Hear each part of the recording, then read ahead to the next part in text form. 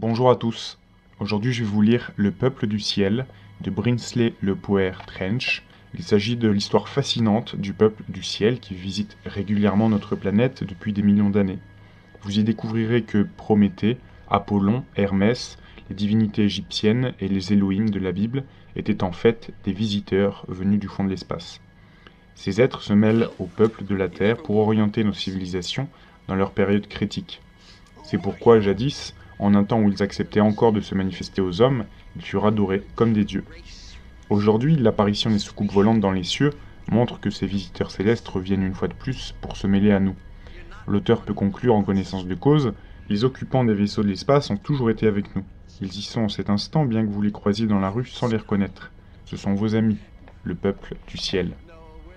L'ouvrage date de 1960. Avant-propos. Certains des concepts développés dans cet ouvrage sont totalement révolutionnaires et diamétralement opposés à ceux que nous présentent les prêtres et les savants. Depuis des millénaires, on a inculqué aux hommes que la Terre serait le centre de l'univers.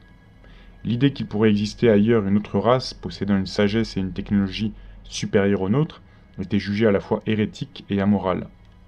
Depuis 13 ans, on a vu dans le monde entier ce que l'on appelle vulgairement les soucoupes volantes.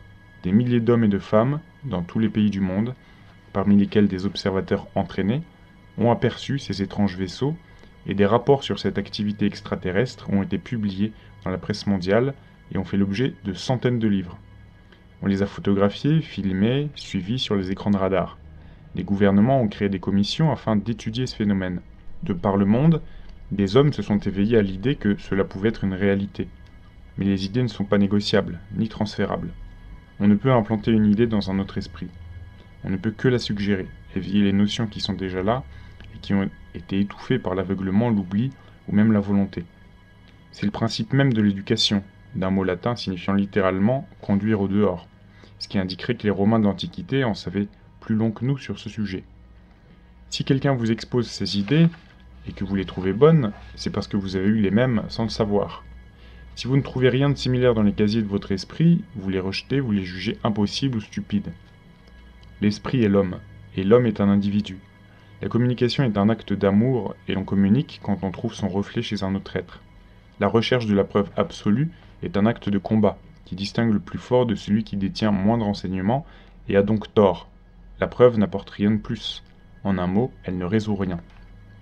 Un des principaux obstacles au progrès de l'humanité, c'est la certitude bien ancrée que la connaissance est transférable, que l'on peut la prendre dans une tête pour l'implanter dans une autre. Rien n'est plus faux.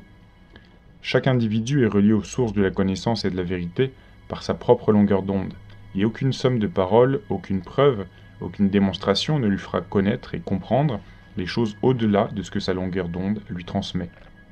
Mais parfois, à force de subtilité, un éducateur peut créer de nouveaux réseaux, allonger les longueurs d'onde et transmettre davantage de connaissances, d'informations et de vérités.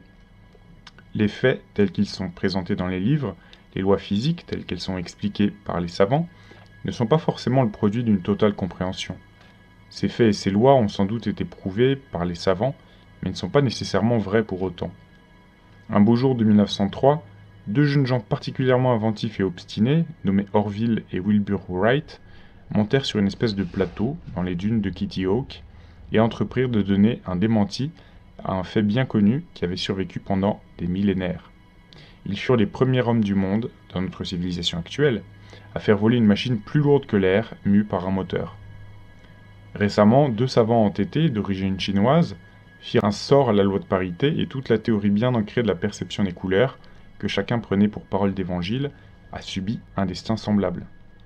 Il a été également prouvé scientifiquement que, du strict point de vue de l'aérodynamique, les ailes du bourdon ne lui permettent pas de voler.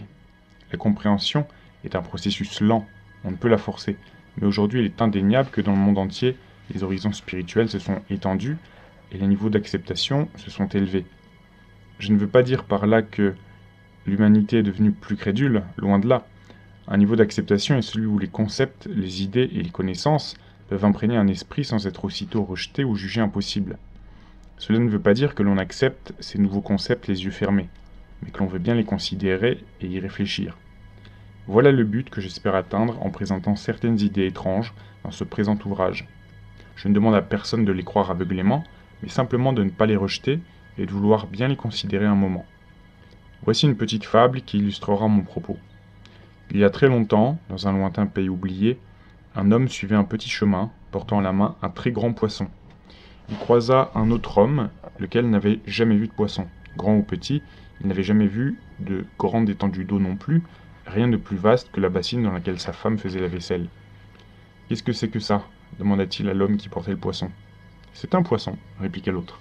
« Qu'est-ce que ça fait ?»« Ça nage. » Perplexe, l'homme insista. « Ça nage, qu'est-ce que ça veut dire ?»« Eh bien, quand on est dans l'eau, on fait comme ça. » L'homme au poisson mima tant bien que mal les mouvements de la natation. L'autre considéra la taille du poisson et protesta.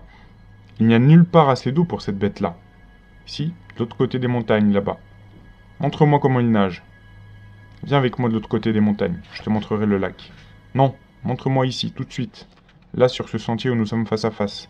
Si tu ne peux pas me le montrer ici, je ne te croirai jamais. » Mais l'homme au poisson s'éloignait déjà vers la montagne et ne l'entendit pas.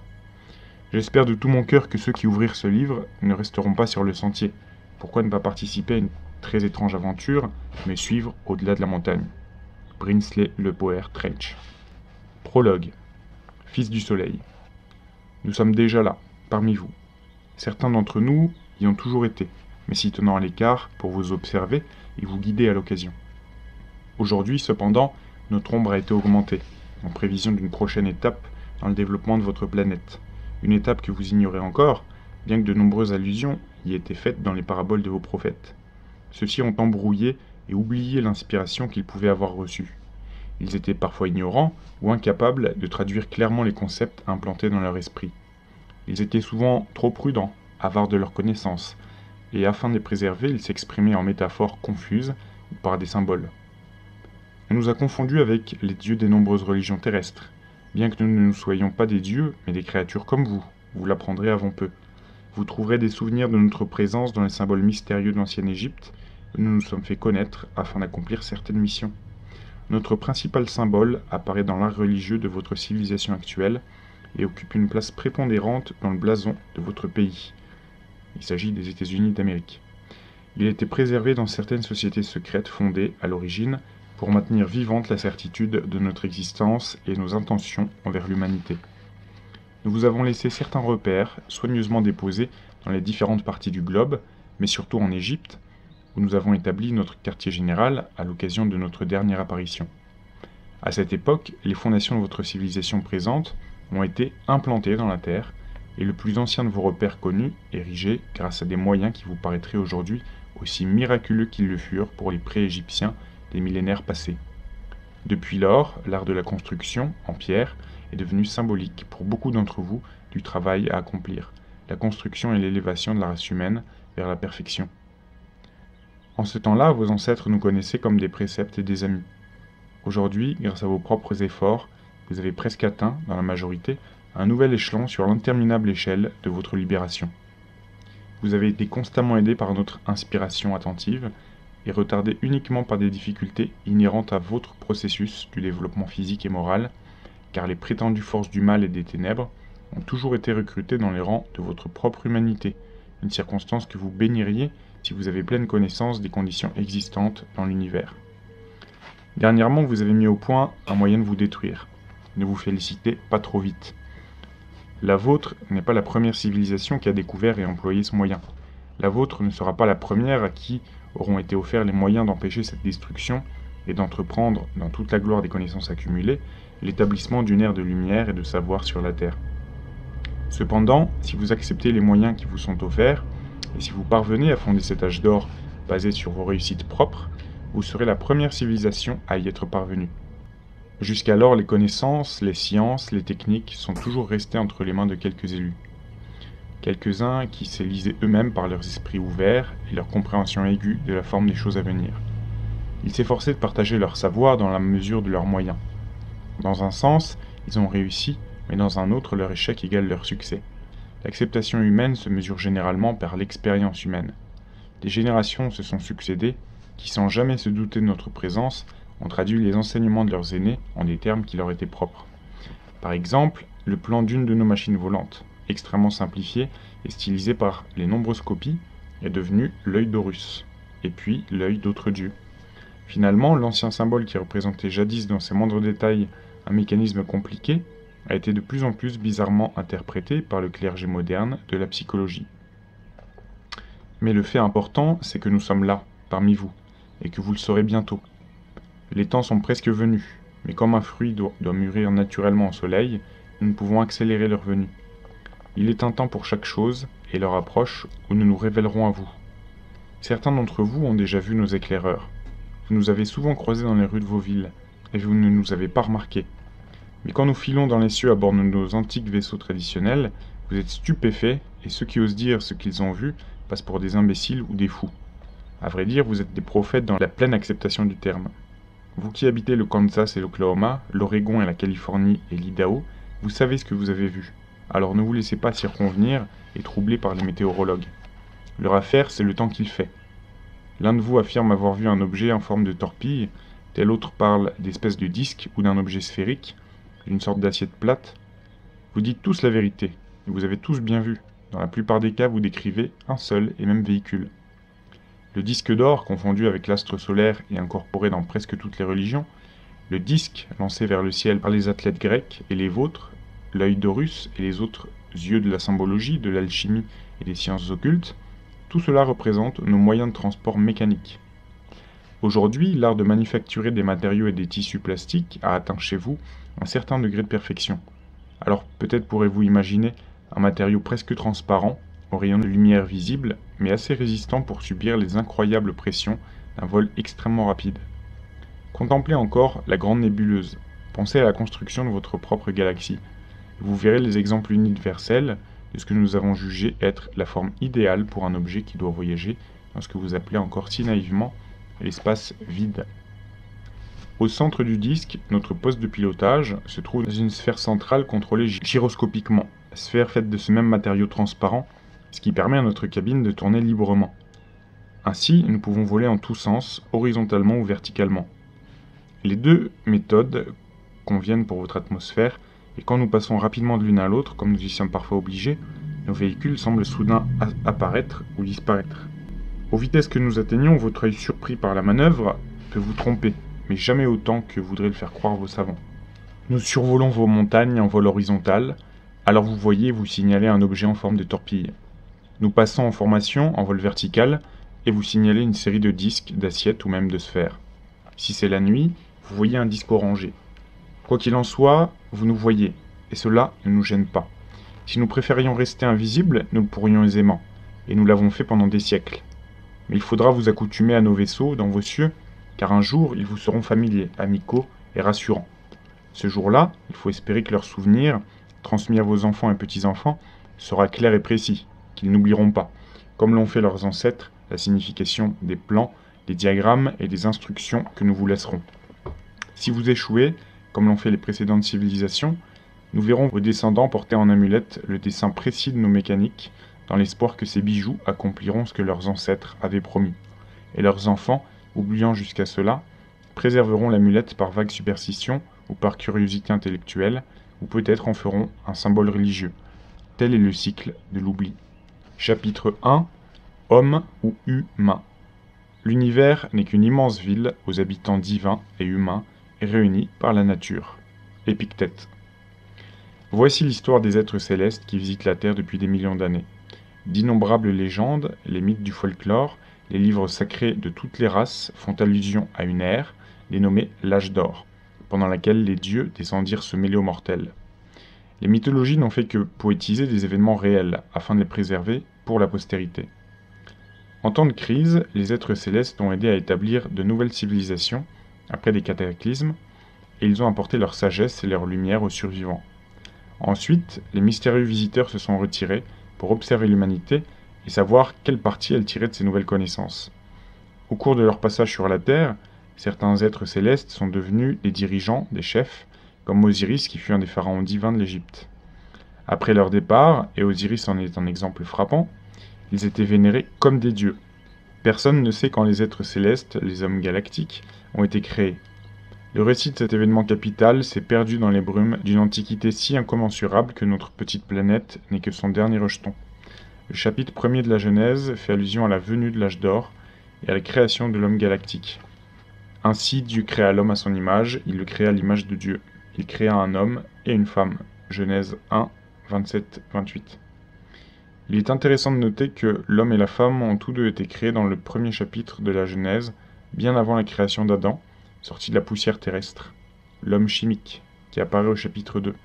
Il est également bon de considérer qu'Ève a été créée très longtemps après Adam.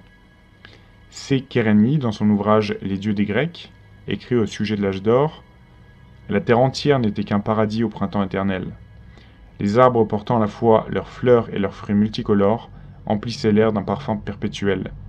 Les tribus, les créatures vivantes ne se faisaient pas la guerre. Aucune n'était féroce, le lion jouait avec l'agneau, et le serpent était aussi inoffensif que la colombe. » Le grand poète grec Hésiode, qui vivait au 8e siècle ou au 9e siècle avant Jésus-Christ, a décrit 5 âges de l'humanité qui se sont succédés sur Terre jusqu'à nos jours. L'âge d'or, d'argent, de bronze et de fer, ainsi que l'âge des héros intercalé entre ceux de bronze et de fer. Malheureusement, chacune de ces ères a rapidement dégénéré, à l'exception de l'âge des héros. Nous vivons aujourd'hui dans l'âge de fer, ou selon les théosophes, le Kali Yuga. La mythologie grecque raconte que Cronos, le titan qui gouvernait le monde durant le long âge d'or, fut renversé par son plus jeune fils, Zeus, utilisant la ruse et la force. L'ère des dieux de l'Olympe se levait. Zeus fut bientôt engagé dans une lutte féroce contre ses frères aînés, les titans, qui désiraient récupérer leur royaume. Ces titans appartiennent à une période beaucoup plus lointaine et semblent avoir des rapports étroits avec la divinité du soleil. Ils lancèrent une formidable attaque contre la forteresse du mont Olympe.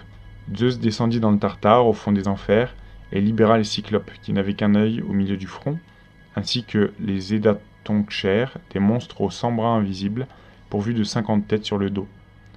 Zeus en fit ses alliés, et avec leur aide, vainquit les titans. Dans son ouvrage La Voix céleste, George Hunt Williamson écrit « Les cyclopes étaient les immortels de nos légendes, appartenant à la race divine, ou race aînée, qui précéda les humains. Zeus avait à peine réprimé cette dangereuse révolte qu'il dut affronter de nouveaux adversaires, les géants, que l'on croyait nés spontanément du sang d'Uranus, le père de Cronos. Ils attaquèrent en force, mais les dieux de l'Olympe résistèrent avec Zeus. Apollon vainquit les Éphialtes, Poséidon chassa Polybute sur la mer, l'y engloutit et jeta sur lui l'île de Nysinos. Qui étaient ces êtres divins qui entouraient Zeus sur l'Olympe? Les principaux dieux et déesses étaient Apollon, Artémis, Hermès, Héra, Athéna, Héphaïstos, Aphrodite, Poséidon, Hestia, Arès et Déméter. Mais il y avait aussi des divinités secondaires comme Hélios, Séléné, Dionysios, Thémis, Éole et Leto. Beaucoup de gens pensent que les dieux n'avaient pas leur quartier général sur cette merveilleuse montagne de Thessalie appelée l'Olympe. Ainsi, Walter Otto écrit dans Les dieux homériques « Si le souvenir du mont divin de Thessalie ne s'estompa jamais, et fut toujours gardé vif par le nom même des dieux de l'Olympe, les hommes étaient néanmoins convaincus que la demeure de ces dieux ne se trouvait pas sur une montagne, si majestueuse fût-elle, mais bien plus haut dans le ciel. Les dieux descendaient parfois dans les sanctuaires que les hommes leur consacraient, mais n'y demeuraient guère.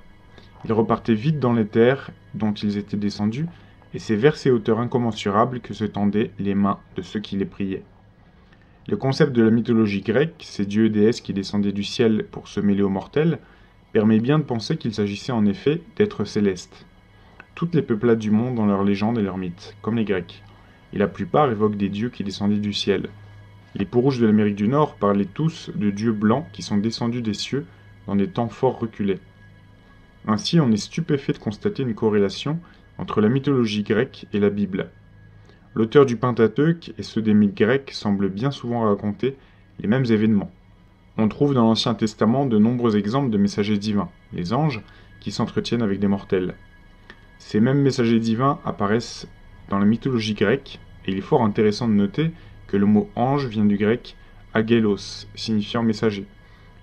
La similitude est donc frappante entre les deux textes. La Bible nous apporte d'innombrables récits de chariots de feu descendant sur la terre, et la mythologie grecque aussi. Chacun sait que Zeus donna à son fils Apollon un char de feu avec des cygnes. De même, Thomas Bulfinch, dans L'Âge de la fable, nous montre la déesse Cérès voyageant entre la terre et l'Olympe à bord d'un chariot volant. Ayant dit, elle s'enveloppa d'un nuage et montant dans son chariot, elle s'envola vers les cieux afin de se présenter au plus vite devant le trône de Zeus. Incidemment, notez le mot nuage dans cette citation. Nous trouverons plus tard des nuages se rapportant à des vaisseaux spatiaux. La plupart des nations se targuent de leur hospitalité envers les visiteurs, mais les Grecs modernes ont un sens de l'hospitalité unique envers les étrangers et sont animés d'une vive curiosité et d'un désir de connaître des nouveautés. Ce trait de caractère ne viendrait-il pas de ces époques reculées, du temps où ils recevaient chez eux ces dieux qui leur apportaient de merveilleuses connaissances? C'est une hypothèse qui donne à penser. Bien des gens considèrent les récits mythologiques des Grecs comme des contes de fées absurdes et païens. Ces mêmes personnes seraient sans doute déroutées d'apprendre que le texte hébraïque de l'Ancien Testament emploie le mot Elohim, que nous traduisons par Dieu, dans la Genèse, et que Elohim veut dire les dieux, au pluriel. On retrouve bien des allusions à cette pluralité de la divinité dans la version moderne de la Bible. Allons, descendons, et là mettons la confusion dans leur langage. Genèse 11, 7. Malheur à nous, qui nous délivrera de ces dieux si puissants. Ce sont ces dieux-là qui ont frappé les Égyptiens de toutes sortes de plaies dans le désert. 1 Samuel 4, 8.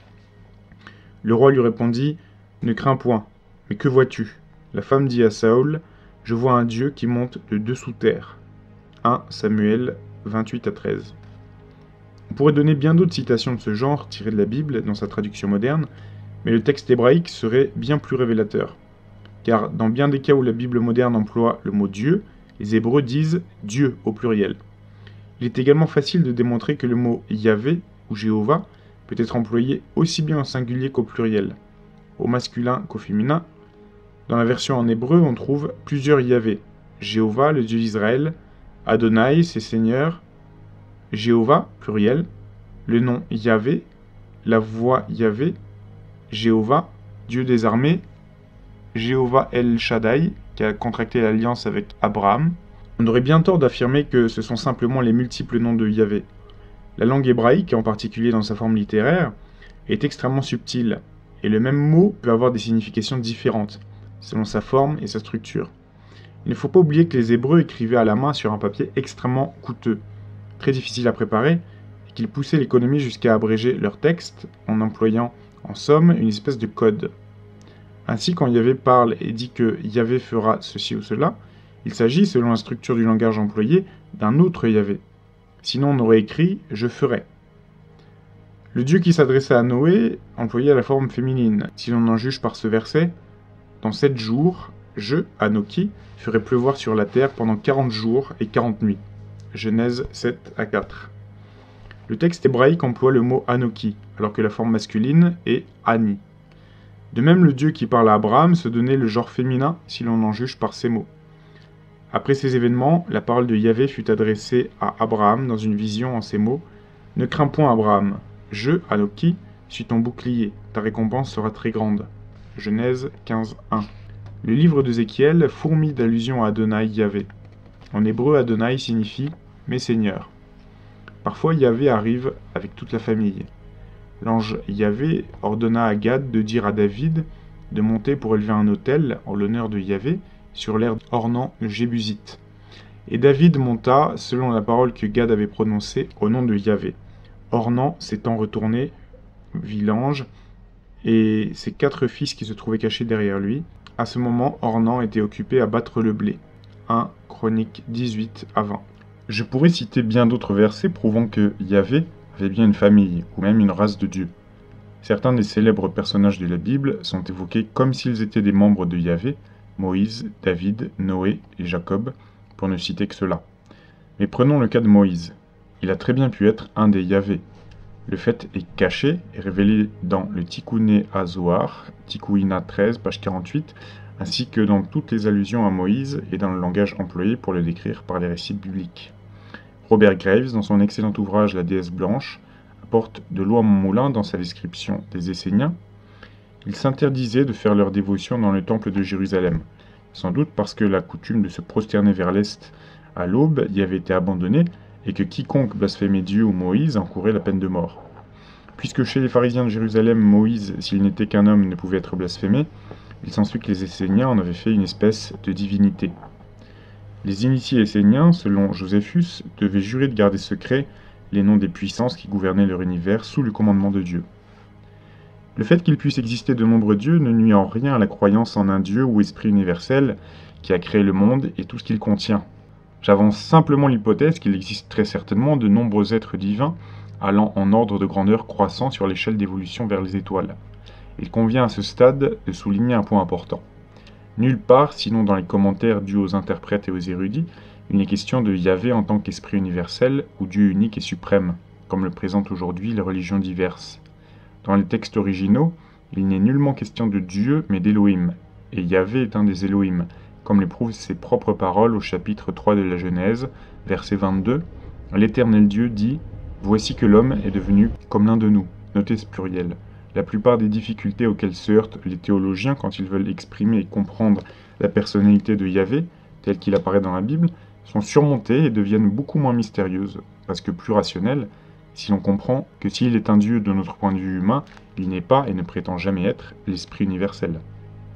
Peu de gens comprennent que les 2 premiers chapitres de la Genèse contiennent 2 récits différents de la création.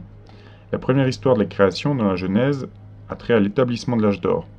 La seconde, au chapitre 2, raconte la création de l'être humain au corps chimique animal, la création d'un second Adam par Yahvé. Cette création fut le péché du grand archange qui a dit « Je serai semblable à Dieu » et qui fut puni de sa témérité en devenant responsable des effets de ses expériences interdites jusqu'à l'heure où les choses pourraient être remises au point à la satisfaction de toutes les entités concernées. Cela ne veut naturellement pas dire que Dieu et le diable ne sont qu'un seul et même être.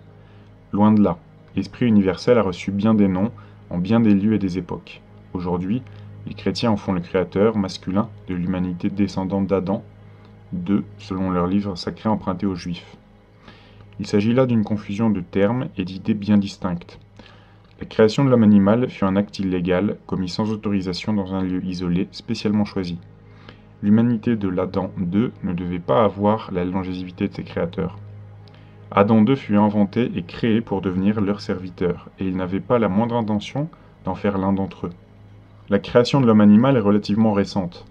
Il se peut même que les savants terrestres aient raison quand ils affirment que cette forme particulière de vie protoplasmique ne peut exister normalement en aucune autre partie de l'univers. Finalement, c'était peut-être une bonne chose. D'autre part, il y avait peut-être une nécessité cosmique, sinon ce ne serait pas advenu. Cependant, cette création ne semble pas avoir été faite en temps voulu, ni par ceux qui auraient dû l'exécuter si les événements étaient arrivés à leur terme, suivant leur cours naturel. Par conséquent, c'était un acte illégal. Ne venant pas à son heure, la formation de l'humanité animale détruisit le cycle cosmique. Quiconque a commis cet acte de création illégale et prématuré a été condamné par ses égaux et ses contemporains. Ils estimèrent que le devoir de ce créateur était d'achever l'œuvre commencée, d'aller jusqu'au bout de l'enchaînement d'événements qu'il avait déclenché, lui et ceux qui avaient travaillé avec lui.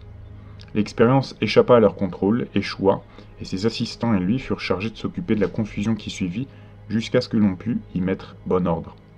Il paraît évident que quiconque a créé l'homme animal s'est rendu responsable des difficultés qui l'accablent. C'est ce que l'on entend par l'aspect Satan de Yahvé. C'est un rapport ésotérique des événements et n'a rien à voir avec cette invention des théologiens modernes, le diable. La confusion faite entre l'idée du diable et l'aspect Satan n'est qu'un exemple de plus du désordre de concepts déjà bien assez confus. Avant d'aborder la question où se trouvait le jardin d'Éden, il conviendrait d'ancrer cette idée dans notre esprit. Considérons un instant la recherche de l'homme Adam II, qu'étant une nourriture qui prolongera sa vie, et la possibilité donnée dans les Écritures qu'il y a de la retrouver s'il cherche au bon endroit. Dans la Genèse, nous voyons que cette nourriture, un arbre, une plante, croît dans le jardin d'Éden que le créateur de l'homme Adam II a suscité. Nous savons donc que cette plante a existé. Si l'homme utilise des drogues, des narcotiques, des stimulants et des plantes magiques en général, c'est qu'il cherche toujours cet arbre perdu.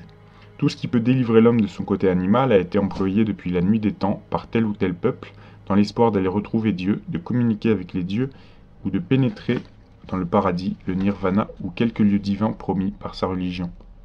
Quant à savoir ce qu'était à l'origine l'arbre de vie, cela relève du domaine de l'hypothèse, d'autant plus que le jardin d'Éden n'était probablement même pas situé sur la planète Terre. C'est la fin de ce chapitre et la prochaine fois je vous lirai le jardin d'Éden.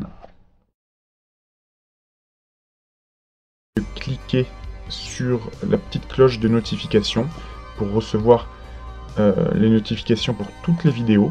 Voilà, elle se situe cette petite cloche à côté du bouton s'abonner.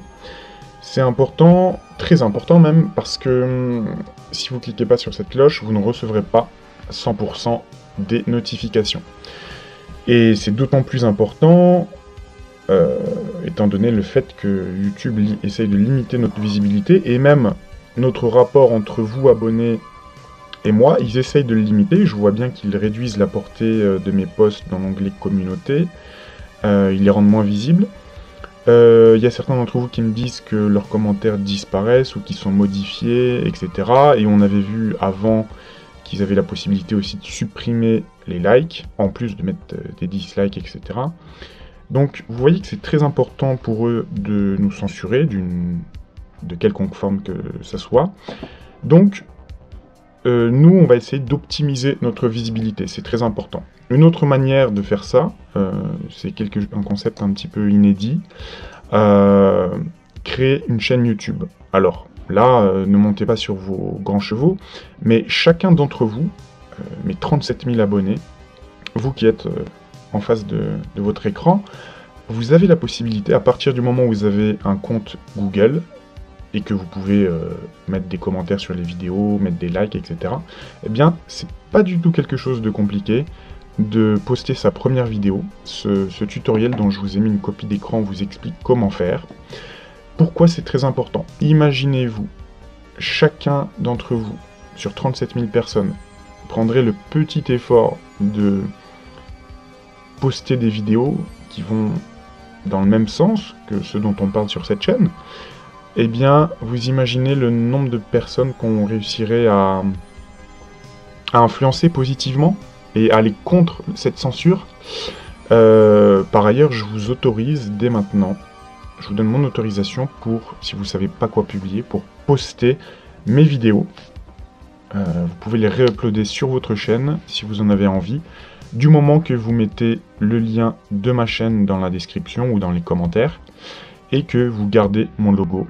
Mais voilà, c'est très important, si vous partagez mon opinion, eh bien de partager un maximum ça sur YouTube et sur Internet en général, pour essayer de pallier à la censure qu'ils appliquent. Une autre chose très importante que vous pouvez faire est de partager quand une vidéo vous plaît, qu'elle vous semble importante, que vous pensez qu'elle peut convaincre ou influencer positivement un de vos amis ou un groupe Facebook ou autre. Eh bien, ici vous aurez le lien que vous pouvez mettre directement sur votre blog, sur votre site internet ou autre, ou sinon vous pouvez partager directement sur Facebook, Twitter, Google et autres, directement en cliquant sur l'onglet. Et si vous êtes connecté à votre compte, eh bien ça crée le post pour vous et vous pouvez partager. Je le redis parce que on n'y pense pas toujours à partager, mais c'est quelque chose qui devient de plus en plus important au fur et à mesure que ils essayent de nous censurer. Je voulais vous parler aussi du concept des 250 personnes de Joey Girard, qui est quelqu'un de très connu aux États-Unis. Il disait que chaque personne connaît en moyenne 250 autres personnes dans sa vie qu'elle peut influencer avec ses opinions et ses expériences. 250 personnes en moyenne. Il avait fait des statistiques là-dessus. Et vous imaginez la portée qu'on peut avoir si chacun d'entre nous connaît 250 personnes et que chacune de ces autres personnes peut influencer à leur tour ou, on va dire, influencer ou... Oui, je trouve pas d'autres termes. D'autres personnes, vous imaginez 37 000 personnes fois 250, etc. On arrive à environ 7 millions, si je ne me trompe pas. 37 000 fois 250, on touche même 9 250 000 personnes. Je ne sais pas si vous vous imaginez. Bon, alors ça c'est des chiffres, hein, mais en réalité vous imaginez la portée qu'on peut avoir, et ça, tous les créateurs des réseaux sociaux et des plateformes du web, ils le savent très bien. C'est pour ça que la première chose qu'ils essayent de faire quand on les dérange, eh bien, c'est de limiter notre portée organique, de limiter notre visibilité, parce qu'ils savent très bien que ça peut faire l'effet boule de neige. Donc, voilà, encore une fois, c'est très important de partager, c'est une forme de soutien hein, pour mon travail sur cette chaîne. Et encore une fois, je vous autorise à poster mes vidéos sur vos comptes, de les réuploader. Voilà, maintenant on en est à un point où il faut pas se laisser faire et il faut partager un maximum, ce qui nous semble juste et voilà, essayer de se rapprocher de la vérité. Voilà, je vous dis à bientôt pour une prochaine vidéo.